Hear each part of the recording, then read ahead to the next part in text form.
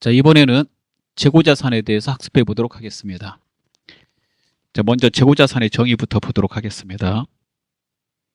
재고자산은 정상적인 영업 과정에서 판매를 위하여 보유하거나 생산 과정에 있는 자산 및 생산 또는 서비스 제공 과정에 투입될 원재료나 소모품의 형태로 존재하는 자산이다라고 되어 있습니다. 그러한 재고자산의 종류는 다음과 같습니다. 첫 번째 상품이 있고요. 두 번째 제품, 원재료, 제공품, 반제품, 저장품, 시송품, 적송품, 미착품이 있습니다. 자, 이론 시험을 보기 위해서는 이 계정을 전부 다 알아두셔야 돼요. 단 실무시험, 실기할 때는 이거 하나만 하시면 돼요. 그 이유는 실무시험 문제지가 이렇게 돼 있어서 그렇습니다. 당사는 개인기업이다. 도매, 소매업을 하는 회사다라고 돼 있어요. 따라서 그런 경우 이 상품의 정의를 보시면 정상적인 영업활동을 통하여 판매할 목적으로 구입한 것이라고 돼 있죠. 외부에서 사다가 물건을 이렇게 파는 거, 그게 도매업자하고 소매업자가 하는 거죠. 그래서 도매업자하고 소매업자는 재고자산이 상품밖에 없습니다. 그 해당되는 상품은 업종에 따라서 다르겠죠. 그래서 업종에 따라서 상품은 다 다양합니다. 예를 들어서 부동산 매매업을 한다 그러면 그 부동산, 토지, 건물 등이 상품이 되고요. 자전거를 판다 그러면 자전거가 상품이 되겠고, 선풍기를 팔겠다면 선풍기가 상품이 되겠죠. 뭐 컴퓨터 팔겠다면 컴퓨터가 상품이 되는 겁니다. 자, 그 예의 재고자산을 좀 보도록 하겠습니다. 만약에 우리가 제조업을 한다고 그러면요, 그 제조를 위해서 원료하고 재료를 사오겠죠. 그 제조하는 그 제품에 들어가는 원료하고 재료까지를 재고자산에 이렇게 포함하라고 되어 있기 때문에 정의해서 그 계정 과목 원재료 재고자산입니다. 이거 가지고 현재 만들고 있는 제품 완성이 안 됐다고 하면 얘도 재고자산이요. 그걸 제공품이라고 그러고, 완성이 안 된 상태에서 판 걸 반제품이라고 그러고요. 완성된 걸 제품이라고 그럽니다. 그 다음에 소모품 등은 이제 저장품이라고 그러고요. 그 다음에 시험 삼아서 써보시라고 이렇게 고객한테 또는 거래처한테 이렇게 준 우리 회사에 상품이 있다 그러면 그 시송품입니다. 창고에는 없지만 고객이 쓰고 있는 거니까 우리 거 재고자산이 맞으므로 그 시송품으로 처리합니다. 그러니까 적송품은 우리가 판매 대행업을 하는 사람한테 우리의 상품을 주고 대신 팔아주십시오라고 해서 실어서 보낸 거, 실을 적자에다 보낼 송자예요. 실어서 보낸 상품을 적송품이라고 그래요. 상품은 이제 판매처에서 가지고 있겠죠. 수수료 받고 파는 거니까. 근데 그 물건은 우리 거예요. 그래서 그 사람이 팔기 전까지는 우리 거 재고자산이므로 그러한 재고자산을 적송품이라고 그래요. 이게 재고자산의 종류 중에 한 가지죠. 미착품은 이제 주로 무역거래에서 많이 쓰는 건데요. 무역거래 하다 보면 거리가 멀고 그래서 배에다 이렇게 물건을 싣고 오거나 기차에다 싣고 오거나 뭐 그럴 수 있는데, 그럴 때 실어서 가져올 때 조건을 겁니다. 선적지, 뭐 도착지 거는데, 만약에 선적지인도 조건으로 실은 순간 우리께 물건이 됐다라고 하는 조건은 선적지인도 조건이거든요. 그런 조건으로 혹시 우리가 물건을 사온다면 선적한 순간 우리 물건이 되고 아직 도착은 안 했어요. 운송 중에 있는 겁니다. 근데 소유권은 우리한테 있거든요. 그런 물건은 우리 회사 재고자산에다 쓰실 때 미착품이라고 써놔요. 우리 창고는 없지만 재고자산은 맞으니까. 예. 이런 것들이 재고자산 계정입니다. 자, 그럼 재고자산의 취득원가 두 번째 보도록 하겠습니다. 예, 계정 과목은 이렇게 됐고요. 취득원가는 매입원가를 취득원가로 쓰라고 되어 있고요. 그 취득에 직접적으로 관련돼 있고 정상적으로 발생되는 부대 비용은 포함하라고 되어 있어요. 그 대표적인 게 운임입니다. 그래서 상품을 10만 원어치 사오는데 운임 10,000원을 우리가 부담하기로 했다. 그러면 결국에 그 상품은 11만 원에 사온 거죠. 상품이 10만 원이라고 그랬지만 운임 10,000원을 우리가 부담하기로 했다면, 그래서 그 운임을 포함하는 거예요. 이럴 때 운반비로 하시면 안 되겠습니다. 그리고 매입 한출, 매입의 누리, 매입 할인은 뺀다라고 되어 있죠. 이런 경우가 발생된다면 그 세 개가 무슨 뜻인지 보겠습니다. 매입 한출, 매입 애누리, 매입 할인은 다음과 같습니다. 매입 환출은 매입한 상품의 하자, 파손 등의 사유로 판매자에게 반품한 걸 말하고요. 매입 애누리는 매입한 상품의 불량, 파손, 결함 등의 이유로 깎는 걸 말합니다. 둘 다 무거운 이상으로 우리가 반품하거나 깎는 거죠. 프로그램 사용할 때 합쳐서 써요. 그래서 이렇게 외우셔야 됩니다. 이 계정은 이만큼을 갚지 않아도 되는 거니까 매입한 자산에서 이제 빼야 되겠죠.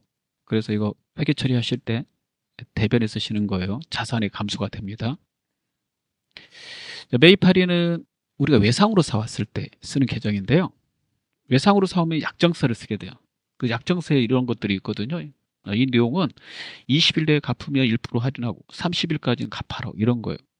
이 약정에 따라서 우리가 이거 보고 빨리 갚으면 할인해 주나 보다 라고 그래서 20일 내에 갚았다고 1% 상대방이 깎아주겠죠. 그렇게 깎았을 때 그만큼은 우리가 갚지 않아도 되고 이 계정을 매입 할인으로 처리합니다. 얘도 이만큼을 자산에서 빼면 되겠죠. 이만큼을 지급하지 않았으니까. 그래서 자산을 감소시키는 거예요. 대변에다 쓰게 됩니다. 만약에 운임이 발생했고 매입 환출, 매입 애누리, 그 다음에 매입 할인이 발생했다면 그것을 플러스 마이너스 하셔야 되는데 플러스 마이너스에서 쓰게 되면 그게 재고자산의 순매입액이 되겠죠. 전체 총 매입액에서 이렇게 플러스 마이너스 하면 순매입액이라고 그럽니다. 그러면 이 재고자산은 순매입액으로 보고서에 보고가 되는 거예요. 이런 일이 발생된다면. 회계처리 잠깐 보겠습니다. 나라상사에서 상품 10만 원어치를 매입하면서 운임 만 원을 당사가 부담하기로 하고 상품과 운임비 전액을 현금으로 지급했다 그러면 이 운임을 운반비를 하시면 안 된다고 그랬죠? 상품에다 포함해라 그랬으니까 이렇게 11만 원 처리하셔야 되겠습니다. 그 다음 이쪽 보도록 하겠습니다. 밑에 상품 10만 원어치를 예상으로 매입하면서 운임 만 원을 당사가 부담하기로 하였다. 그럼 이거 이제 11만 원이 되겠고 아까와 똑같고, 그 다음에 상품을 외상으로 하고 운임을 현금으로 지급했다라고 돼 있죠. 그러면 상품 11만 원 쓰고 상품을 외상으로 사오면 이게 상거래이기 때문에 외상 매입금으로 부채 처리를 합니다. 나머지 현금 처리하시고요.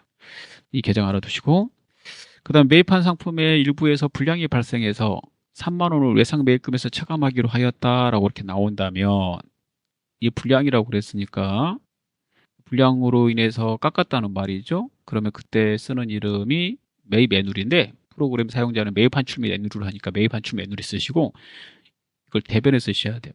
그 이유가 자산의 감소. 이만큼을 자산에서 감소시킵니다. 그래서 대변이 되겠습니다. 외상 매입금은 갚지 않아도 되니까 부채 감소시켜야 되니까 차변에 쓰는 것이죠. 그래서 이 두 개는 대변에 쓴다라고 이제 알아두시면 되겠고요. 자, 그 다음 이거는 이제 이론하고 실기에서 다 나와요.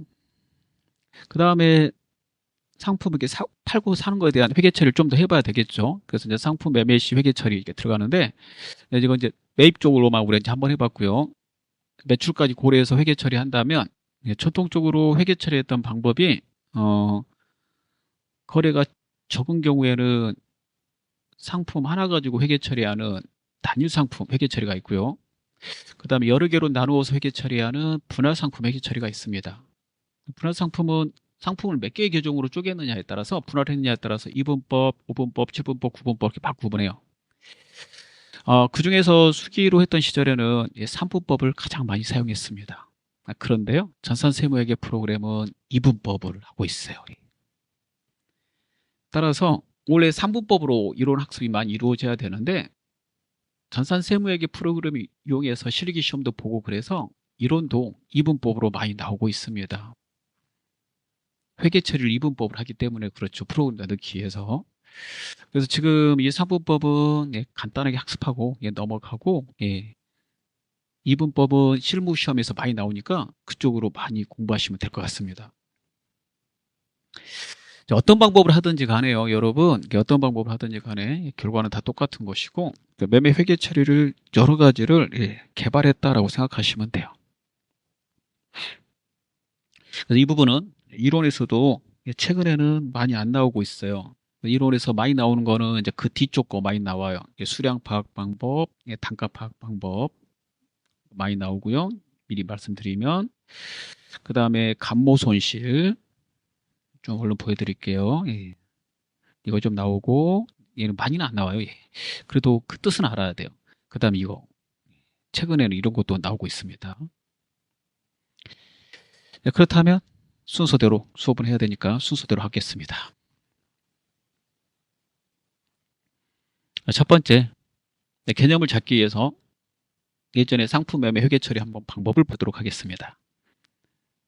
네, 단일 상품 회계 처리는요, 상품 사오고 팔 때 다 상품으로 처리합니다. 그리고 다 원가로 처리하는 거예요. 사올 때든 팔 때든. 만약에 사온 물건을 팔았다 그러면 팔 때 즉시 그 차액만큼을 상품 매출이익으로 처리해요. 이 단일 상품으로 할 때. 그래서 팔 때마다 상품 매출이익을 써놔야 돼요. 나머지 모두는 그러지 않아요. 이 상품 매출이익은 결산할 때, 결산 시 한 번에 계산하는 거거든요. 결산할 때 한 번에 계산하고 그걸 가지고 보고서에다 작성하는 겁니다. 근데 얘는 팔 때마다 이 단일 상품 계정은 회사 규모가 작고 상품 거래가 많지 않을 때 그때 쓰는 거거든요. 간단하게. 예. 쓰는 방법이 아주 간단해요. 그래서 팔 때마다 그 난 매출, 상품 매출이익을 결산 시에 계산하지 않고 팔 때마다 즉시 계산합니다. 거래가 많아지면 불편해지게 됩니다. 이걸 계속 차액만큼을 계산해야 되니까. 나머지는 이걸 계산하지 않아요. 사오면 사왔다고 적고 팔면 전체 팔았다고 다 적은 다음에 그 다음에 그 차액만큼은 결산 시 확인해서 상품 매출이익으로 처리하는 방법이에요. 상품 매출이익은 보고서 쓰기 위해서 반드시 필요해요. 손익계산서에 상품 매출이익 나오죠. 그 계정 이름이 매출 총이익이라고 있잖아요. 매출 총이익을 말하는 겁니다. 그러면 간단하게 한번 보도록 하겠습니다. 첫 번째, 상품을 외상으로 사왔다 그러면 단일 상품 계정, 오로지 상품만 쓰니까 상품 외상 매금 쓰고요. 크게만 얼른 봐주세요. 만약에 팔았다 그러면은 1,000원짜리를 만약에 1,200원에 팔았다 해보세요. 외상으로. 그럼 외상 매출금 1,200원, 상품 1,000원 쓰고 그 팔 때마다 그 차액만큼을 이렇게 상품 매출이익으로 처리해서 이거 가지고 나중에 손익계산서 작성할 때 쓰는 거예요. 그래서 단점은 팔 때마다 이 상품 매출이익을 써야 된다는 건데 거래가 많지 않으면 그렇게 불편하지는 않아요. 그럼 만약에 반품 또 애누리 할인이 발생했을 때 매입 쪽에서 그다음 매출 쪽에서 반품 애누리 할인이 발생했을 때는 어떻게 하냐면 매입 쪽에서는 해당되는 만큼을 갖다가 반품 애누리 할인 받았다면 그 금액만큼을 갖다가 상품에서 빼요. 이렇게 뺍니다. 근데 전산 세무회계 프로그램 이용해서 이분법을 하실 때는 이 계정을 따로 만들어 주고 있거든요. 그게 뭐냐면 매입, 환출 및 애누리입니다. 이렇게 해서 얘는 매입 할인 프로그램 사용자 이렇게 써요. 이 부분을. 프로그램은 참고로 이분법 쓴다고 그랬죠. 이분법인데 하나는 상품이니까 상품 쪽은 얘하고 똑같죠. 근데 이렇게 환출, 애누리 할인했을 때는 이 단일 상품은 그냥 상품으로 했는데 프로그램 관리를 해가야 되니까 이게 판 상품인지 반품 받은 거니 그걸 구분하기 위해서 따로 써요. 매입 환출 및 애누리, 매입 할인이라고 그렇게 구분하시면 되겠어요. 그 매출 쪽은 어떻게 쓰고 있냐면요. 그 차액만큼을 상품 매출 이익으로 처리했으니까 만약에 반품돼서 들어오거나 애누리 해주거나 할인해줬다면 수익 단원에 가면 공부하실 내용이 이건데 매출을 하고 반품 애누리 할인됐다면 매출액에서 빼야 된다라고 돼 있어요. 그럼 이거 매출 처리한 게 유일하게 상품 매출이익이기 때문에 이 단일 상품 계정에서는 혹시 반품 애누리 할인이 발생됐다면 상품 매출이익에서 다 뺍니다. 자, 이게 단일 상품 계정의 대표적인 회계 처리고요. 상품하고 상품 매출이익을 구분해서 한다고 그래서 이거 이제 분기법이라고 그래요. 단일 상품 쪽에서 이제 분기법을 이제 가장 많이 사용했습니다. 근데 총기법이라는 것도 있는데요. 이 총기법은 이걸 두 개를 구분하지 않고 전체 팔 때 한꺼번에 묶어서 상품 이렇게 쓰는 거예요. 그런 경우에는 이 상품 매출이익 손익계산서 작성할 때 필요한데 결산 시에 이거 재고를 정리해 가지고 이 상품 매출이익을 파악합니다. 그다음에 분할상품 회계 처리에서 3부법을 보도록 하겠습니다. 2부법은 우리가 실기 실무시험 있잖아요. 그 공부할 때 하는 거예요. 우리 거 2부법은 전체 매출액을 다 적죠. 상품 매출로. 사올 때는 상품 이렇게 적는 거고, 그 다음에 기말 결산하면서 재고를 확인해가지고 전체 총 매출액하고 그 다음에 남아있는 매입 쪽에 금액을 확인해서 상품 매출원가 계산하고 매출 총이익을 계산하는 거예요. 그래서 상품 매출이 계산하는 겁니다. 사무법은요, 세 개를 쓰는 거예요. 남아있는 재고를 기록하는 2월 상품이 있고요. 매입한 거 쓰는 거, 매입이 있고, 매출한 거 전체 매출액 쓰는 거, 매출 계정이 있습니다. 매입 계정에 여기 재비용은 포함하고 반품의 누리 할인은 이렇게 빼가지고 매입 계정에다 쓰고요. 매출 계정도 마찬가지로 매출 X가 빼야 되는 거니까 매출은 여러분 참고로 수익입니다. 이런 계정 이렇게 차감해서 써요. 2월 상품은 기초 상품, 기말 상품, 그 2월 된 거 있잖아요. 그래서 2월 돼서 넘어온 거하고 넘길 거, 그걸 이제 써놓은 거죠. 기초 상품, 기말 상품 적어놓은 거예요. 그래서 오른쪽에 잠깐 보겠습니다. 3부법 할 때 이렇게 상당히 많이 했던 건데요. 지금은 이론을 해도 좀 급수가 높은 걸로 올라가거나 그 다음에 다른 쪽에 재무 얘기를 배우지 않는 이상은 이 수업을 많이 안 하고 있습니다. 간단하게 보여드릴게요. 일단은 2월 돼서 넘어온 거 기초상품 이렇게 써요. 2월 상품 계정에다가. 그 다음 매입한 거는 매입 계정에다 씁니다.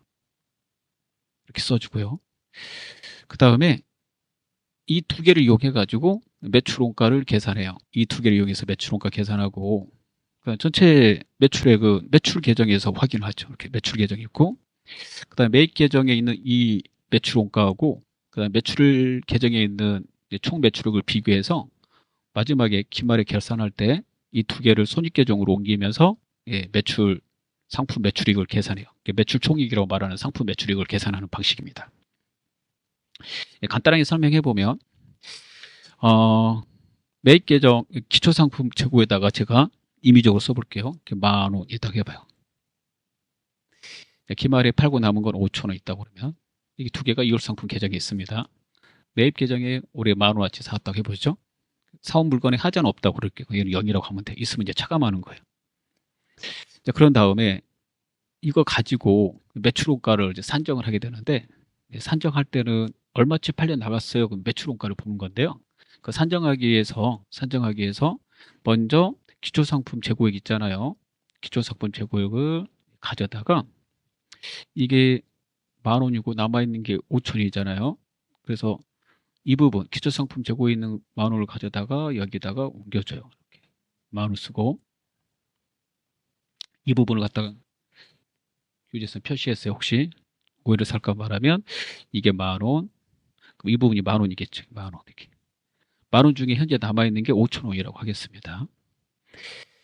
그러면은 사온 건 얼마일까? 이게 사온 건 10,000원. 매입 계정이 있어요. 그럼 이 10,000원을 끌어다가 이렇게 기초고 끌어다가 이렇게 합산해요. 그럼 10,000원이 되겠죠. 20,000원 가지고 장사한 거예요. 근데 기말상품 재고액이 보니까 5,000원이 있대요.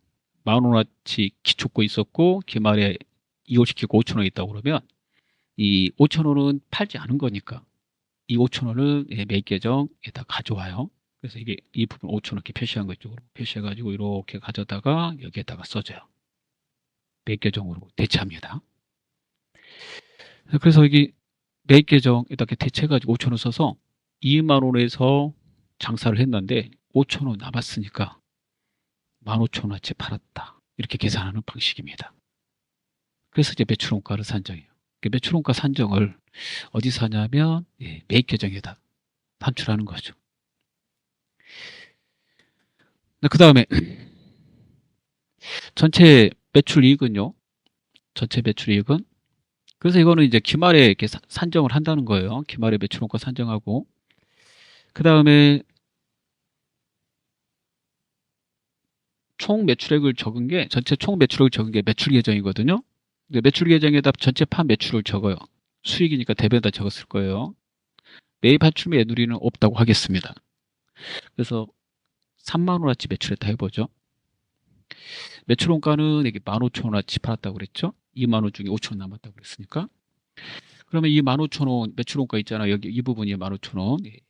끌어다가 이렇게 어디로 옮기냐면 손익계정으로 옮겨요. 손익계정. 손익계정은 결산 시에 수익 비용 계정 마감할 때 쓰는 거거든요. 이게 비용이니까 이렇게 비용 쪽에다 갖다 쓰고요. 그 다음에 차변이 여러분 비용의 발생입니다. 수익 쪽에 있는 거 이거 있잖아요. 수익 쪽에 이렇게 있는 거 가져다가 30만 원을 이쪽에다 갖다 써요. 이렇게 30. 그러면 3만 원. 총 매출액은 3만 원이고 매출 원가는 15,000원이니까 그 차익이 발생되겠죠. 그래서 15,000원 벌었어요. 이게 상품 매출이익이 된다는 거예요. 결산을 이렇게 정산하면서 결산 시 이렇게 기말 재고자산 정리하고 그 다음에 이거 확인하면서 정산하면서 이걸 회계 처리합니다. 이렇게 해서 계속 관리했던 방법입니다. 우리 전산세무회계 프로그램 어떻게 하냐면요. 전체 상품을 사오면 그냥 상품이라고 적어요. 상품. 이쪽은 사오면 매입이라고 적는 거예요. 상품법은 매입. 팔면 매출 이렇게 적고요. 예. 상품법은. 근데 전산세무회계 프로그램은 사오면 상품 적고 팔면 상품 매출 이렇게 적습니다.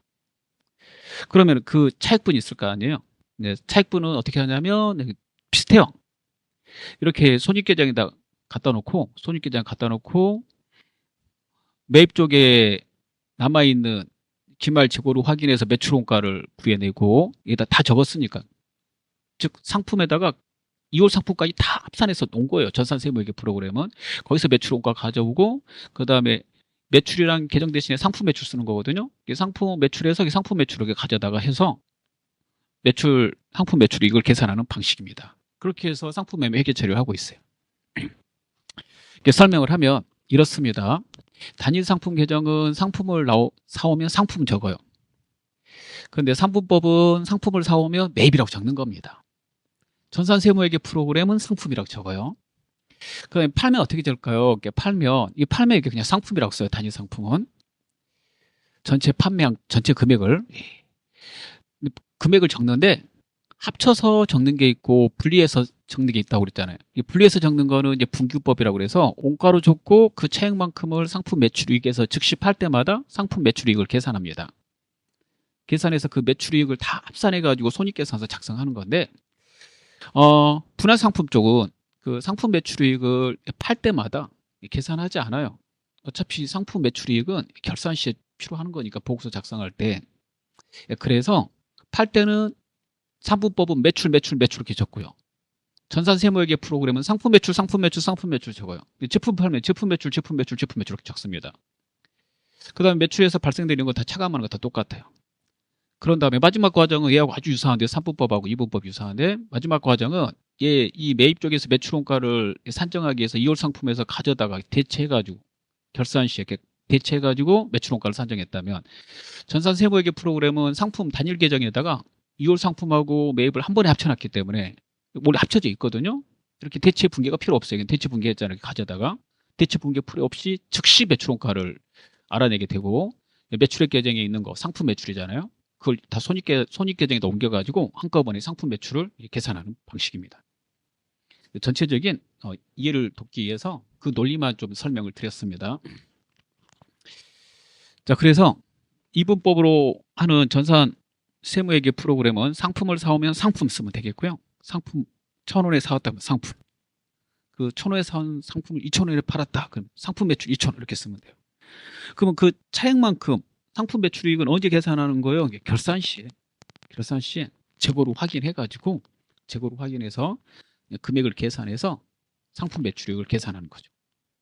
자, 그렇게 해서 회계 처리하면 된다고 알아두시면 되겠습니다. 자, 그 다음 거는요, 이론에서 중요한 내용이 되겠습니다. 상품 매매 회계 처리뿐만 아니라 상품을 관리하는 것도 중요하죠. 상품을 관리하기 위해서 쓰는 보조장부가 상품 재고장입니다. 여러분, 이거 재고장을 쓰기 위해서는 수량하고 단가를 알아야 돼요. 재고장에 수량 단가를 써야 되거든요. 그래서 재고장 정리 양식지 작가 보시면 이렇게 수량하고 단가 쓰는 게 보입니다. 여러분, 그 수량 쓰는 방법하고 단가 쓰는 방법이 바로 재고자산의 수량 파악 방법과 단가 파악 방법입니다. 이론 시험에서 좀 많이 나와요. 수량 파악 방법이 3개가 있어요. 실질재고조사법, 줄여서 실사법이라고 합니다. 그 다음에 계속기록법, 그 다음에 혼합법이 있습니다. 혼합법은 이 2개를 이렇게 혼합해서 쓰는 거예요. 실제 재고조사법은 재고자산을 사올 때 사온 것만 장부에다 기록하는 거예요. 추가한 걸 기록하지 않아요. 어느 경우에 이런 방식으로 하냐면 단가가 작은 거예요. 단위당 원가가 적고 싼 거, 가격이 싼 것들이죠. 예. 그 다음에 입출고가 빈번해요. 단가가 싼 거는 많이 팔리잖아요. 예. 그래서 입출고가 빈번한 거. 그런 거는 일단 사온 거는 장부에다 적어야 되잖아요. 몇 개 사왔는지 검수를 해야 되니까. 근데 팔 때는 너무 빨리 팔리잖아요. 그럴 때마다 판 거 적으려면 좀 힘들다. 그래서 출고 수량은 기록하지 말고 재고조사가 필요할 때, 재고조사는 1년에 한 번은 해야 돼요. 최소한 기말은 해야 되죠. 물론 분기별로 해도 되고 그건 회사가 수시로 할 수 있는 건데 우리가 공부할 때는 기말에 한다고 가정해서 해보겠습니다. 이 기말에 창고에 가서 조사해서 몇 개 남았는지 확인하는 거죠. 그래서 전체 사온고에서 남아있는 거 확인해서 팔린 것을 계산하는 방법입니다. 수량 파악 방법이라는 게 몇 개 사왔어요, 몇 개 팔았어요, 몇 개 남았어요. 그걸 관리하는 게 수량 파악 방법이에요. 그럴 때 장부에다는 사온 거만 쓴다. 근데 우리는 작년부터 장사를 했어요 라고 그런다면 그것도 써놨겠죠. 예, 기초 재고 수량에. 그런 경우에는 기초 재고 수량이 장부에 있을 거고 단기에 매입한 수량이 있을 거예요. 그럼 기말에 가서 재고 조사를 해요. 재고 조사에서 그게 파악이 된다면 기말의 재고를 빼서 팔려나간 수량을 파악하는 방법입니다. 창고에 가서 직접 조사한다고 해서 실질 재고 조사법이라고 합니다. 자, 이런 업종에 쓰기를 추천하고 있고요. 이 두 개는 각각 단점이 있어요. 1번과 1번. 만약에 감모가 발생했다면, 감모는 뭐냐면요, 물건의 관리가 잘못돼서 실제 10개 있어야 되는데 8개밖에 없다. 이걸 감모라고 그래요. 장부상 수량과 실제 수량을 비교해 봤는데 장부 수량보다 실제 수량이 적은 걸 감모라고 그래요. 그러면 그 감모의 원인은 뭡니까? 그러면은 파손이라든가 도난 뭐 이런 것들이야. 그게 관리를 잘못해서 발생됐다라고 한다면 그 발생된 감모만큼을 회계 처리해야 되는데요. 그때 쓰는 계정 과목 미리 봐두세요. 재고자산 감모 손실입니다. 재고자산 감모 손실. 관리 잘못해서 된 거. 감모의 뜻이 뭔지 물어볼 수 있어요. 이게 감모예요. 거기 인해서 발생되는 손실은 감모 손실입니다. 감모 손실액을 계산하는 방법은 장부 수량 빼기 실제 수량 곱하기 단위당 원가가 되겠습니다. 그래서 감모가 난 만큼 그 물건 없으니까 그 물건 빼버리고 재고자산 상품 빼고 재고자산 감모 손실 이렇게 처리한다는 거죠. 회계 처리 이렇게 됩니다. 그러면 도난, 분실, 파손, 증발, 마모로 수량이 부족해서 발생된 손실, 도난, 분실, 파손, 증발, 마모로 인해서 수량이 부족한 걸 감모라고 그러고 발생된 손실은 재고자산 감모 손실이라고 한다. 만약에 이런 감모가 만약에 발생한다고 해보세요.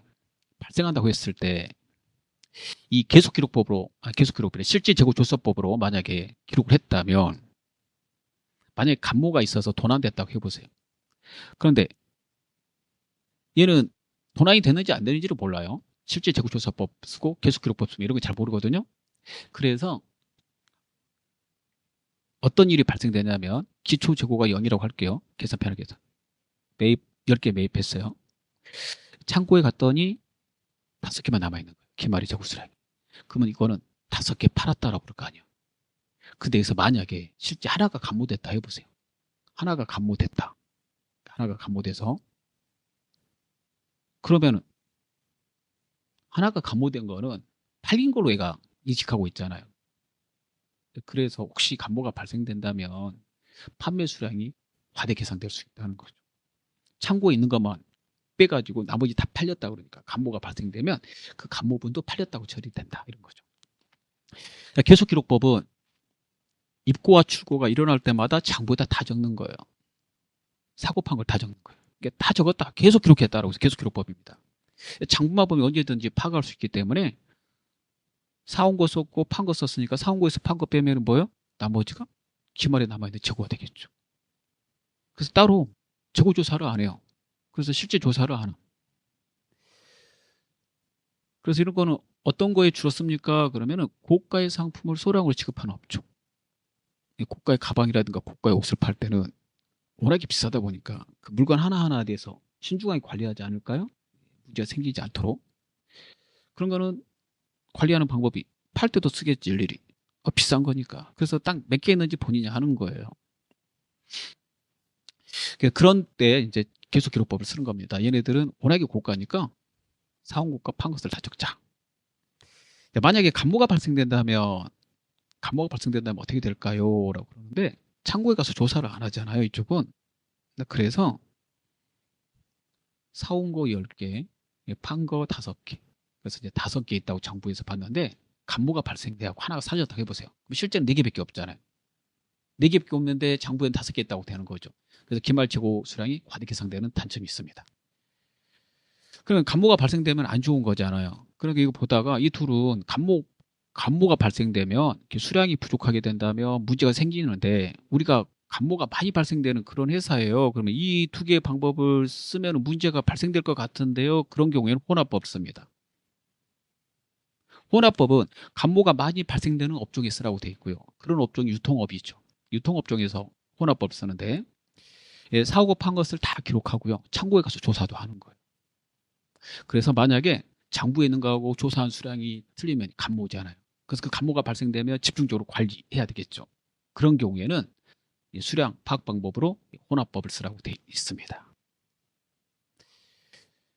자, 그 다음에 단가 파악 방법을 보겠습니다. 재고장에 재고 금액을 쓰려면 수량 곱하기 단가를 해야 되잖아요. 그래서 얼마짜리가 남아있느냐 그걸 이제 쓰는 거죠. 단가 파악 방법은 다음과 같습니다. 회계 기준에 통상적으로 상호 교환할 수 없는 재고 항목이나 특정 프로젝트별로 생산되는 제품 또는 서비스의 원가는 개별법을 사용한다. 그렇지 않을 경우에는 다음에 선입선출법, 후입선출법, 가중평균법, 가중평균법은 2개 있어요. 이동평균법, 총평균법을 파악한다라고 되어 있어요. 성격과 용도 면에서 유사한 재고 자산에는 동일한 원가 방법을 적용해야 되고 성격이나 용도 면에서 차이가 있다면 서로 다른 원가 파악 방법을 적용할 수 있다. 그래야지 맞겠죠. 그 성격에 맞춰서 단가 파악하는 방법을 써야 된다는 거예요. 단가, 원가 이렇게 같은 말이고요. 재고자산 원가 파악 방법을 다른 말로 재고자산 원가 결정 방법, 재고자산 평가 방법이라고도 하니까 문제 푸실 때 유의하시기 바랍니다. 자, 개별법은요. 하나하나 다 기록하는 거예요. 쉽게 생각하기 위해서 잠깐 예를 보겠습니다. 사과 장사를 한다고 해봐요. 사과 장사 할 때 사과를 작년에 다 못 팔아서 이월된 거 100개 이월됐음 하나당 1,000원짜리. 그 다음에 1월 2일자로 이게 부족해서 매입했어요. 이거는 이제 정기 거 이월된 겁니다. 이건 단기에 매입한 거 있다 해보죠. 다시 100개를 사왔어요. 1,200원 주고. 그 다음에 1월 3일 날 총 200개 가지고 있는데 그중에서 100개 팔았습니다. 팔 때는 비싸게 팔아야 되니까 2,000원에 팔았어요. 이렇게 한번 세 개를 놓고 보죠. 개별법으로 한다면 어떻게 하는 거냐면 만약에 이거 이제 판매할 때 이제 잘 보세요. 100개를 팔았다고 그러죠. 200개 중에서 2,000원에. 개별법은 만약에 팔았다 그러면 지금 사과는 100개는 1,000원짜리고 100개는 1,200원짜리입니다. 만약에 고객이 1,000원짜리 사가면 1,000원짜리로 적고 1,200원짜리 사가면 1,200원짜리로 단가를 쓰라는 거예요. 그리고 남아있는 것도 1,000원짜리면 1,000원짜리 금액으로 쓰고 1,200원짜리면 1,500원짜리 금액으로 쓰라는 얘기입니다. 자, 이거는 주로 여기 나와 있잖아요. 통상적으로 상호 교환할 수 없는 재고 항목이나 특정 프로젝트별로 생산되는 제품 또는 서비스의 원가는 개별법을 사용해야 된다라고 그러는 거죠. 이런 사과 같은 데 쓰면 안 돼요. 왜 그러냐면 쓸 수가 없어요. 얘는 대량으로 많이 사오잖아요. 이게 통상적으로 상호 교환할 수 없는 거는 고가의 제품이고 소량으로 판매하고 그다음에 소량으로 사오는 것들이 거의 다 여기에 속해요. 그래서 보석을 팔아요. 보석을 많이 사오지는 않을 거 아니에요. 보석 하나하나 매우 중요하고 단가도 다 다르겠죠. 그런 것들은 그 하나 팔 때마다 얼마짜리 팔았는지 그리고 그게 얼마가 남아있는지 하나하나 다 기록해야 됩니다. 그럴 때 개별법을 쓰는 거죠. 그 개별법을 잘 들어보면 내가 판 걸 판 금액으로 그대로 쓰겠다는 거. 원가 1,000원짜리 받으면 1,000원 쓰고 1,200원짜리 받으면 1,200원짜리 받으면 1,200원짜리 쓰는 거죠. 그래서 가장 정확한 방법이에요. 그리고 팔 때마다 그 원가를 쓰기 때문에 수익과 비용 대응면에서 제일 좋다고 말을 하고 있습니다. 근데 단점이 있어요. 종류와 수량이 많고 거래가 빈번할 때는 이거 쓸 수 없어요. 예를 들어서 사과 200개 1,000원짜리하고 1,200원짜리가 있으면 그 진열을 할 때 따로따로 노나요? 섞어서 노나요? 섞어서 진열하잖아요. 그럼 그게 합쳐져 있는 상태에서 고객이 1,000원짜리 사갔는지 1,200원짜리 사갔는지 알 수가 없어요. 그 이유는 사과가 대량으로 사서 대량으로 판매하고 거래가 빈번하기 때문에 그렇습니다. 그런 경우에는 이 개별법을 쓸 수가 없는 거죠. 그래서 그런 경우에는 선입선출법, 후입선출법, 가중평균법을 쓴다라고 되어 있는 거예요. 그러면 선입선출법은 뭘까요? 그러면은 먼저 사온 게 먼저 팔았다고 쓰는 거예요. 고객이 1,000원짜리, 1,200원짜리 가져갔는데 어느 거 가져간지 모르잖아요.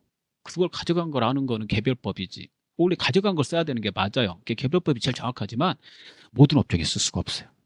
그래서 종류와 수량이 많고 거리가 빈번한 경우에는 쓸 수 없으니까 그런 경우에는 선입선출법, 후입선출법, 이동평균법, 총평균법 이렇게 쓰라고 그런 거죠. 하나 골라서 이제 쓰는 거예요. 합리적인 걸로. 선입선출법은 고객이 1,000원짜리 가져갔든 1,200원짜리 가져갔든 먼저 사온 게 먼저 팔렸다고 가정하고 쓰는 겁니다. 아무렇게나 적는 거하고 달리요. 일정한 패턴으로 적으면 정확도가 높아요. 일정한 패턴을 가르쳐 주는 거예요. 먼저 사온 게 먼저 팔렸다고. 자, 이 방법으로 적으면 먼저 사온 게 먼저 팔았다고 그랬으니까 물량이 흐름하고 일치가 되고 기록하기는 좀 편합니다. 근데 물가가 오를 때를 잠깐 보죠. 항상 물가가 오를 때 떨어질 때 나오는데 물가가 오르면 인플레라고 그래요. 인플레가 발생했을 때는 먼저 사온 게 먼저 팔았다고 만약에 쓴다면 마지막에 그 물건을 1,000원짜리가 있고 1,200원짜리 아까 있다고 그랬죠? 이걸 2,000원에 팔았다고 했을 때 먼저 사온 게 먼저 팔았다고 그러면 얘가 먼저 팔린 걸 쓰는 거잖아요. 얘가 먼저 팔았다고 쓴 게 아니라 그러면은 물가가 오를 때 하나는 1,000원에 사왔고 하나는 1,200원에 사왔다 그러면 물가가 올라가고 있는 거잖아요. 그러면은 먼저 사온 게 먼저 팔린 걸 적는 건데 먼저 사온 게 싼 거니까 순이익이 크게 잡히는 거죠.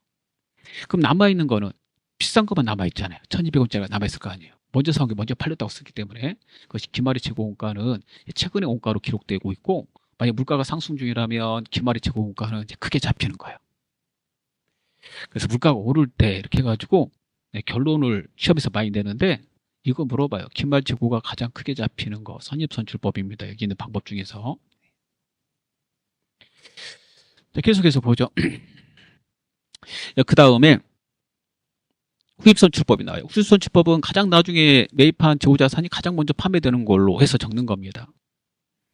일반 기업 회계 기준에서는 이 방법을 쓸 수 있지만 한국 재테크회계 기준에서는 이거 쓰지 말라고 돼 있습니다. 얘의 단점은요. 물량이 흐름하고 일치하지 않다는 거죠. 즉 역순으로 적는 거잖아요. 사온 대로 안 적고 가장 최근에 사온 게 먼저 팔렸다라고 적기 때문에 적을 때 좀 상당히 좀 불편합니다. 이쪽도 물가 오르는 거와 관계해서 잠깐 보시면요. 만약에 물가가 오른다면 어떻게 되는지 보겠습니다. 물가 오를 때 가장 최근에 사온 것을 먼저 팔아버리기 때문에 가장 최근 게 가장 비싼 거죠. 가장 비싼 원가 걸 팔았으니까 이익이 작게 잡혀.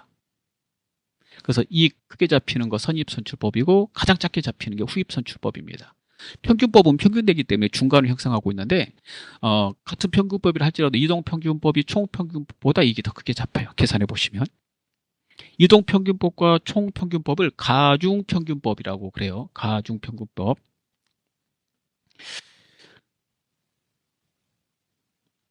자, 후입선출법은 기말의 재고 자산도 금액을 계산해 보면 가장 싼 것만 남겠죠. 가장 최근에 사온 거 다 팔았으니까 물가가 오를 때 기준입니다.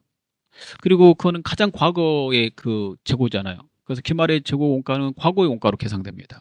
그리고 물가가 오를 때 기말의 원가가 낮게 계산되고요. 이게 밑줄 친 거 잘 봐두셔야 되겠습니다. 그래서 부등호가 이렇게 돼요. 이렇게 부등호. 자, 평균법 두 개가 있는데 이동평균법은 매입할 때마다 평균을 구하는 거예요. 그래서 매입 직전의 재고액에다가 근본액 이번에 사온 매입액 나누기 매입 직전의 수량에다가 이번에 사온 수량을 해가지고 평균 내는 거죠. 평균은 총액 나누기 수량이니까. 그럼 이 평균 나오면 이걸로 팔렸다고 그러고 이걸로 남아있다고 그러는 거예요.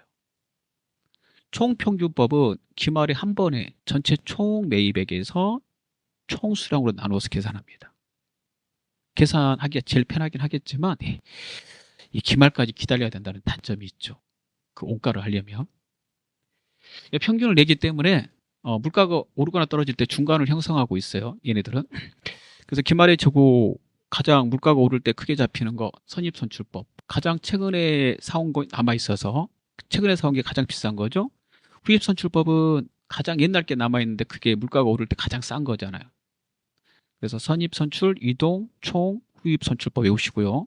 그다음 단기순이익도 보시면 똑같겠지. 이건 기말하고 단기순이익이 그럴 수밖에 없잖아요.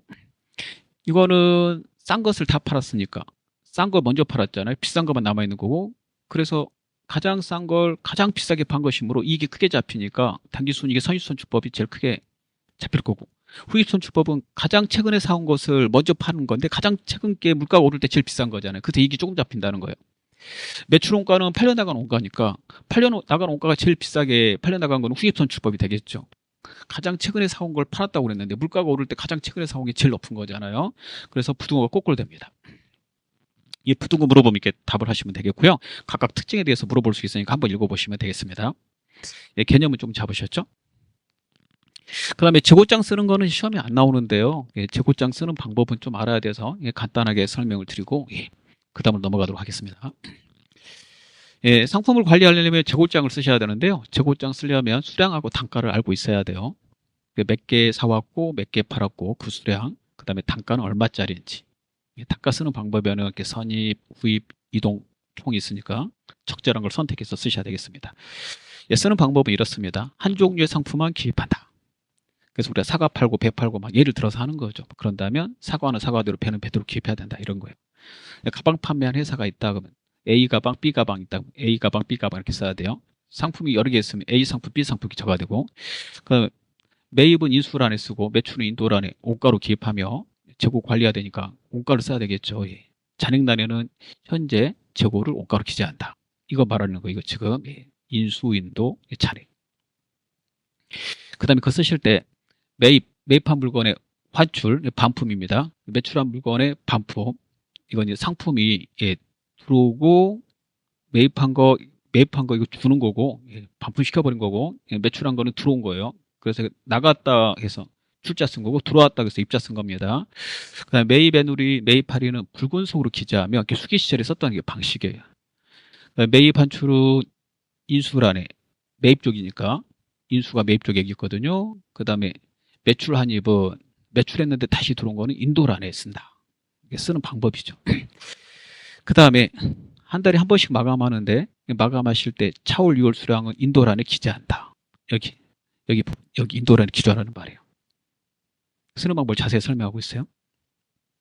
그 다음에 매출애누리, 매출 할인은 매출액에서 빼는 거니까 매출장이 기재해야 되므로 여기다 기재하지 않는다라고 돼 있고, 물건을 팔 때 발생되는 운임은 판관비니까 사올 때 운임은 재고자산에다 포함하는 거니까 이 재고장에 쓰지만 팔 때 운임은 판관비니까 기재하지 않습니다. 그 다음에 환입의 단가 결정. 환입은 판 물건이 다시 들어왔을 때 그 단가 결정은 매출 시에 마지막에 매출한 단가로 환입시킨다. 이렇게 되어 있습니다. 그래서 이제 적어본다면 다음과 같죠. 자, 얼른 보도록 하겠습니다. 5월 1일, 전월 2월 200개, 400원짜리. 그래서 이렇게 써요. 여기 인수란에다 써요. 이렇게 해가지고 쓰고, 잔액란에다 그대로 가져가서 이렇게 씁니다. 그 다음 5월 4일, 갑상품. 이게 갑상품에다가 이게 상품 계정이 갑상품을 관리하는 재고장이 갑상품 쓰고, 선입선출법으로 작성하시고, 이게 선입선출법이에요. 이 재고장에다 써놔야 돼요. 이렇게. 어떤 걸로 재고장을 쓴 거다라고 써놔야 됩니다. 지금 이렇게 200개 400원짜리 가지고 있는데 8만 원이에요. 그게 부족해서 갑상품 400개를 400원에 사왔어요. 그래서 16만 원어치. 근데 운임이 발생했대요. 4,000원. 운임 발생하면 운임을 갖다가 매입한 상품에다 더하라고 돼 있잖아요. 그래서 더해야 되니까 실제 16만 4천 원어치 지급한 거예요. 상품 대금으로 16만 원 4천 원 쓰고 개수는 400개니까 16만 4천 원 나누기 400개에서 단가를 쓰셔야 돼요. 단가를 400원 쓰면 안 되고 410원 써야 됩니다. 그러면 잔액 쓰실 때는 400원짜리하고 410원짜리가 따로따로 있는 거니까 이게 따로따로 이렇게 기재하셔야 돼요. 전월 2월 거, 그 다음에 5월 4일 매입한 거 이런 식으로 써갑니다. 그다음 애누리 잠깐 볼게요. 사업 물건에 불량이 발생해서 애누리 했다 그러면 매입과 관계되는 불량이니까요. 그 애누리는 매입 쪽에다 써요. 매입 쪽에다가 애누리 받은 8,000원을 쓰고 이 8,000원을 전월 2월은 상관없고 매입한 거에 관계되는 거니까 이쪽에서 8,000원을 빼요. 그래서 16만 4천원에서 8,000원을 빼면 15만 6천원이 됩니다. 그러면 단가를 조정해야 되겠죠. 15만 6천원 나누기 400을 해서 390원이라고 쓰게 돼요. 그 다음에 매출했다라고 나오고 있죠. 이거는 상품을 관리하는 거니까 전체 총 매출액은 매출장에 쓰는 거고 재고장에다는 이제 원가를 써야 돼요. 매출은 더 비싸게 했겠죠. 보세요. 500원에 400개를 갖다가 팔았대요. 이 500원에 400개 판 전체 금액 20만 원은 매출장에다 쓰는 거예요. 이거 매출장에. 전체 매출액 20만 원 매출장에 쓰고 이 물건 나간 400개 있잖아요. 400개는 이 재고에서 털어야 되니까 400개인데 지금 400원짜리하고 390원짜리 두 개 있잖아요. 그래서 먼저 선입선출법이니까 먼저 사온 게 먼저 나가야 되니까 400원짜리 200개 쓰고 그 다음에 390원짜리 400개 남아있거든요. 거기서 다시 200개 털어야 되니까 200개 써서 이렇게 하게 된다면 결국에는 400원짜리 200개는 다 없고 남아있는 거는 이제 390원짜리 200개가 있겠죠. 이렇게 해서 옆에다 잔액란에다 써줘요. 그럼 현재 이게 가지고 있는 재고가 되겠습니다. 자, 그 다음에 또 다시 매입하면 매입 쪽에다 쓰고요. 420원에 매입했대요. 그러면 420원짜리가 생긴 거죠. 그렇게 두 개가 다시 단가 다른 게 두 개가 생겨요. 이렇게 해서 관리가 가는 거예요. 그 다음 매입한 물건에 혹시 반품이 발생했다면 매입 쪽에서 반품이 발생하면 매입 쪽에다 써야 되니까 매입 쪽이 인수예요, 여러분. 매출 쪽은 인도라고 그럽니다. 이 재고장 쓰실 때. 그래서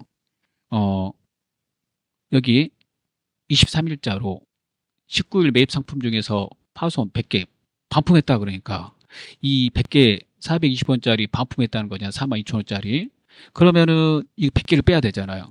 빼야 되니까 여기 600개에서 100개를 빼줘야 되겠죠. 그래서 빼야 되니까 여기 그대로 390원짜리 놔두고 여기 420원짜리 100개를 빼야 되니까 600개에서 100개 빼서 500개 적고 500 곱하기 420에서 21만 원 쓰면 되겠습니다.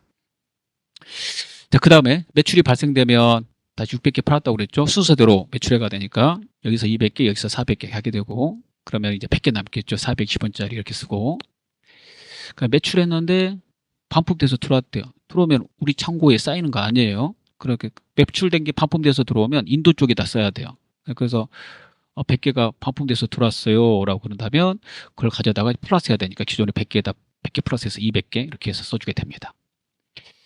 쓰게 되면 잔액이 있다는 거는 인수가 인도보다 크다는 거니까 마지막 최종 잔액이 있잖아요. 이거 다음 달로 넘길 때 최종 잔액을 여기 인도란에다 그대로 써줘요. 그대로 써서 자 이렇게 해서 정산해 보면 두 개가 같아야 되거든요. 인수하고 인도가 부족한 쪽에다 썼기 때문에 그래서 쓰게 되면 44만 6천원, 44만 6천원 이렇게 맞게 돼야 됩니다. 자 그렇게 해서 관리한다고 보시면 되겠습니다. 자 그 다음에 재고자산 감모 손실은 도난, 분실, 파손, 증발, 마모에 의해서 장부상 수량보다 실제 수량이 부족해서 발생한 손실이다. 이 정도 알고 넘어가시면 되겠습니다. 그 다음에 하나 더하기 팁은요. 좀 간단하게 한번 설명해 볼게요. 하나 더하기 팁에서 설명하고 있는 거는 거래처 원장에 대한 설명입니다.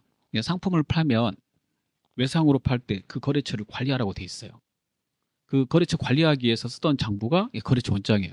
거래처 원장은 외상으로 사온 거하고 외상으로 판 것을 적기 위해서 쓰는 보조장부입니다. 근데 지금은 외상 매출, 외상 매입에만 쓰는 건 아니에요. 근데 처음에 썼던 거는 외상 거래를 쓰기 위해서 썼던 거죠. 누구한테 외상으로 팔았고 누구한테 외상으로 사왔는지 알아야 될 거 아니에요. 거기서 시작된 겁니다. 그래서 기본은 거래처 원장이 외상 거래하고 관계된 거다. 그 외상 거래하고 관계해서 누구한테 사왔고 누구한테 팔았는지 그 거래처를 알아야 될 거 아니에요. 그래서 그렇게 알아야 되기 위해서 썼던 계정이 첫 번째 임명 계정으로 시작했어요. 임명 계정은 그 거래처 이름을 직접 쓰는 거예요. 그래서 물건을 팔았다 외상으로 그러면 3분법으로 쓴다면 상품 매출 안 쓰고 매출 쓰거든요. 2분법은 상품 매출 쓰지만 거래처 이름을 쓰는 거예요. 이렇게. 원래 외상 매출금 써야 되는데 안 쓰고 거래처 누군지 밝히려고 했던 거죠. 만약에 외상으로 사왔다 그러면 일단 거래처 이름을 쓰는 거예요. 그 임명으로 쓰는 방법입니다. 이 거래처 관리하기에는 좋아요. 단점은 거래처 수가 적을 때 쓸 때는 괜찮지만 많을 때는 이게 전체 채권 채무를 파악하기가 매우 어렵습니다. 그래서 이렇게 넘어가요. 통제 계정으로. 통제 계정은 현재 프로그램에서 사용하고 있는 방법인데요. 인명 계정에 있는 걸 아예 무시할 수 없으니까 거래처는 알아야 되잖아요. 그래서 거래처 수가 많을 때 인명 계정 쓰기에는 인명 계정으로 쓰다 보면 거래처 이름을 다 써놨으니까 전체 외상 매출금 얼마고 외상 매입금 얼마인지 파악하기가 매우 어려워요. 그래서 이걸 파악은 해야 되고 전체도 다 얼마고 그것도 알아야 되잖아요. 그러니까 전체 외상 매출금, 외상 매입금을 통제하기 위해서 나온 계정이에요. 전체 총 얼마냐 이걸 통제하려고. 그래서 통제 계정이라고 합니다. 그래서 거래처별로 물건 판 거 매출 조원장에 적고 거래처별로 물건 사온 거 매입 조원장에다 적어요. 그런 다음에 이걸 토탈해요. 매출처에 있는 외상 매출금을 토탈해서 외상 매출금으로 쓰고 매입처에 있는 외상 매입금을 토탈해서 외상 매입금 이렇게 적어요. 그러면 전체 총 외상 매출금과 총 외상 매입금을 통제할 수 있겠죠. 그래서 이걸 이제 통제 계정이라고 합니다. 그래서 지금 현재 전산 세무회계 프로그램에서 거래처 원장에 가시면 이걸 한 번에 볼 수 있어요. 자, 그 다음 내용을 보도록 하겠습니다. 이게 참고해서 한번 보시면 되겠고요. 그래서 시험에 나왔던 거 이런 거예요.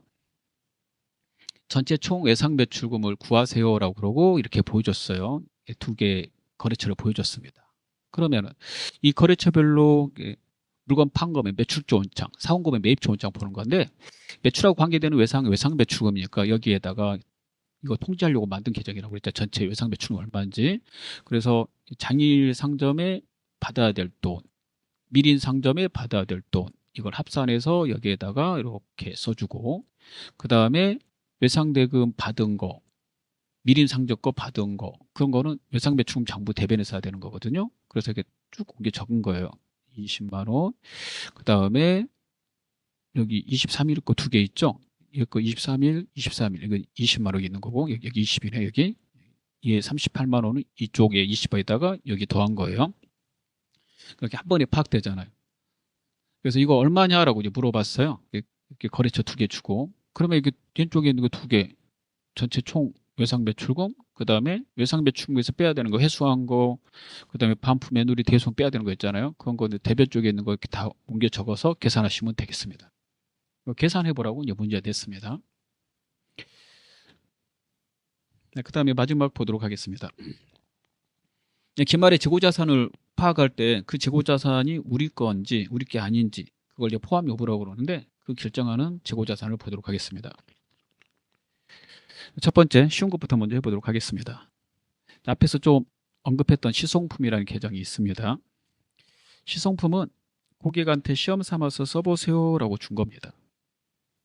고객이 쓰다가 마음에 들면 이제 구입의사를 표시하겠죠. 구입의사 표시하기 전까지는 우리 거 재고자산에 포함해야 된다는 그 내용입니다. 그럼 우리가 상품을 사왔다 상품이라고 쓰겠죠. 현금 주고 사오면 현금. 이 고객한테 줬어요. 고객한테 주게 되면 상품이 사라지죠. 상품 우리 창고에 없다는 뜻이야. 없애고 여기다가 시험 삼아서 써보라고 줬어요. 시성품이라고 써요. 얘는 이제 사라지고 시성품이 생긴 거죠. 이 시성품 우리 거 재고자산 맞잖아요. 그러면 언제 이거 매출 처리하느냐? 구매하겠다고 그때 이거 빼는 거지. 이거 빼고 매출 처리하는 거예요. 예. 이거 재고에서 빼고 상품 매출 처리하는 거지. 그래서 구매 의사를 표시하기 전까지는 매출자 재고자산에 포함해야 된다. 그래서 만약 고객이 구매 의사를 표시했다 안 했다 이렇게 나오면서 표시 안 했다면 우리 거 재고자산 우리 거 재고자산 금액을 계산하세요 라고 그럴 때 적성품은 대신 팔아주는 사람이 있거든요. 대신 팔아주는 사람을 수탁자라고 그래요. 부탁한 사람을 위탁자라고 그러고 우리가 부탁했다 그걸 위탁이라고 그래요. 대신 팔아주는 사람 수탁자라고 그러고 이분한테 우리가 판매 수수료 주는 거예요. 수수료 줄 테니까 좀 팔아줄래 그랬어요. 우리가 판매망이 많지 않을 때는 이렇게 좀 맡깁니다. 그래서 수탁자한테 팔아달라고 실어서 보냈다 그래서 적성품이라고 그래요. 그러면 이 실어서 보낸 적성품은 수탁자의 창고에 있겠죠. 창고에 있는 그거는 누구 겁니까? 그러면 우리 거 재고자산이에요. 그래서 우리 거 재고자산으로 처리해야 된다고. 그래서 이거 회계 처리하게 되면 아까하고 똑같아요. 그래서 상품을 사오면 상품 이렇게 차변에 썼다가 이거 수탁자한테 주면 상품 창고에 있는 상품이 없어지면 상품을 빼고 그 대신에 수탁자 창고에 있다라는 뜻으로 적성품이라고 써요. 그럼 이 적성품 우리 거 재고자산 맞잖아요. 이렇게 써놔야지 이게 수탁자 창고에 있는 건지 아니면 우리 창고에 있는 건지 알 수가 있어요. 그럴 때 쓰는 계정이 되겠습니다. 그래서 수탁자가 제3자에게 판매하기 전까지는 우리 거 재고자산이다 이거예요. 부탁한 사람을 위탁자라고 그러거든요. 예. 할부 판매는 할부로 물건을 팔았다는 거죠. 고객이 돈이 없으면 우리가 물건 주고 나누어서 갚아도 돼요 라고 해서 하는 게 할부 판매예요. 나누어서 대금을 받기로 하고 판매한 거죠. 그러면 돈을 회수는 못했잖아요. 할부로 판매하면 나누어서 받겠지. 그러면 물건은 언제 나가요? 판매하는 나가잖아. 그래서 판매하는 시점에서 물건의 소유권은 고객한테 넘어간 거예요. 그래서 판매하는 시점에서 재고자산에서 제외하는 겁니다. 돈을 다 못 받았는데요. 돈 못 받은 거는 외상배출금 처리하면 돼요. 그리고 받을 때마다 외상배출금에서 빼시면 되겠습니다. 그렇게 해서 포함 여부를 결정합니다. 미착 상품은 주로 무역 거래할 때 많이 써요. 그래서 우리 회사하고 당사하고 외국 회사 있을 때 저렇게 무역할 때 많이 씁니다. 무역은 이제 우리가 물건을 이렇게 사오기도 하고 이제 팔기도 하겠죠. 사오는 경우를 잠깐 보겠습니다. 물건을 사올 때 외국 회사하고 하다 보면 거리가 멀어서 이 물건이 배에다가 선적돼서 운송 중일 때가 있어요. 운송 중이면 아직 도착이 안 됐겠죠. 그럴 때 보통 무역 거래하면 조건 이런 조건이 붙어요. 선적지, 인도 조건. 그 다음에 목적지, 도착지, 인도 조건이 붙습니다. 만약에 선적지, 인도 조건으로 우리가 물건 사기로 계약했다. 그러면 외국 회사가 이 배에다가 선적한 순간 우리 거 물건이 돼요. 여기서부터 우리 거 물건이 되는 거예요. 선적을 하는 순간. 그럼 운송 중에 있는 것도 다 우리 거죠. 그럼 우리 거 재고자산을 잡아줘야 돼요. 잡아줘야 되는데 도착은 아직 안 한 거예요. 그럴 때 쓰는 이름이 미착상품이 되겠습니다. 그래서 선적지 인도 조건의 경우에는 선적된 시점에서 소유권이 매입자에게 이전된다. 그럴 때 쓰는 계정 과목이 미착상품이다. 만약에 도착지 인도 조건으로 계약서를 썼다 그러면 도착이 돼야 돼요. 그럴 때 운송 중인 물건은 우리 게 물건이 아니에요. 그 매입자 게 아니고 매출자일 거라는 거지. 그럴 때는 매입자의 재고자산에 포함하지 않아요. 매출자의 재고자산에 포함되는 겁니다. 목적지 인도 조건의 경우에는 매출자의 재고자산에 포함되는 거고 아직까지는 매출자 겁니다. 매출자 거라고요. 매입자 게 아니에요. 그래서 그거 소유권 이렇게 물어볼 때 이론 문제 푸실 때 이거 참고해가지고 푸시면 되겠습니다. 여기까지가 재고자산 단원이 되겠습니다. 자, 감사합니다.